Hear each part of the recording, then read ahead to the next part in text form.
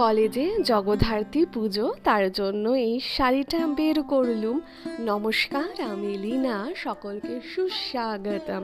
তোমরা দেখতে পাচ্ছ মশারি টাঙানো আছে। আসলে আমার বর শুয়ে আছে, বেচারা বেশিক্ষণ শুয়ে থাকতে পারবে না, তাকে এখন রান্না বান্না করতে হবে।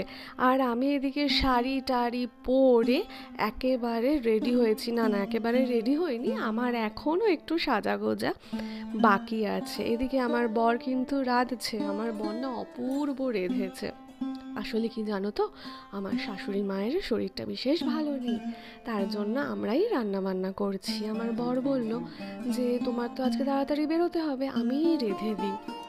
একটা সময় জানো তো, আমি একদম শাড়ি পরতে পারতাম না, আমি একদম রান্না করতে পারতাম না। তো অনেকেই আমার মাকে বলতো মেয়েকে শাড়ি পরানো শেখাও, শাড়ি পরা অভ্যাস করো, আর মেয়েকে